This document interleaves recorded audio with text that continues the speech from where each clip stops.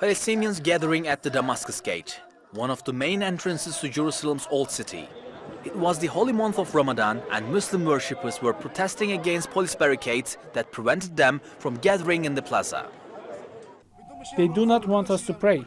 There's a fight every day. Every day there are clashes. Every day there are troubles. They've been stopping us from entering inside the old city for a whole week. Why? They did not allow us in yesterday. Why? Why are they doing this to us? They're making us crazy. They're making us explode. Look at how they're firing at us. How can we live? Over the next few days, tensions escalated. Israeli police stormed the Aqsa mosque compound, injuring more than 200 Palestinians. At the same time, Sheikh Jarrah was another scene of protest. Part of an ongoing property dispute, an Israeli court had handed down eviction orders to 12 Palestinian families living in the occupied East Jerusalem neighborhood. The court claimed that their houses belonged to Jewish settlers, even though the Palestinians had been there for generations.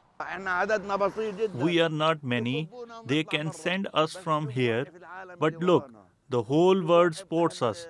The people from the West Bank, the Arabs are behind us. After May, more than 1,500 demonstrations in America alone to support us. Everyone agrees and says no to the Israeli occupation. Hamas issued a warning to Israel, calling for a stop to police assaults on Al-Aqsa. But on the 10th of May, war broke out. Palestinian factions in Gaza fired rockets into Israel, and Israel responded with airstrikes. Over the next 11 days, residential and commercial tower blocks in Gaza were flattened, as well as police and security buildings.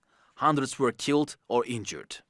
The violence triggered by the events in Aqsa and Sheikh Jarrah wasn't limited to war between Israel and Palestinian factions in Gaza. It also led to deadly clashes between Palestinian and Jewish citizens of Israel in mixed towns like this one, the city of Lod. In May, Palestinian residents of Lod took to the streets to protest against the Israeli air assault on Gaza and police violence against Palestinians in occupied East Jerusalem. It wasn't long before those protests turned violent.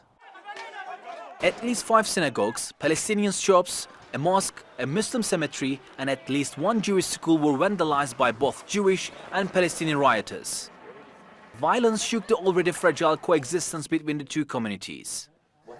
I think what happened is that it showed that the coexistence that has been the norm until 2021 has been built on an asymmetric relationship of the Jews being dominant and the Jews tolerating the Arab presence. And that is not a healthy way of coexistence. Coexistence should be a relationship of equals where both sides feel they have equal opportunities to fulfill themselves within society.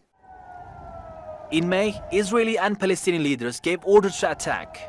11 days later, with 12 Israelis and 260 Palestinians dead, no problems have been solved. Only new wounds added. Mustafa Fatih, Theatre World, occupied East Jerusalem.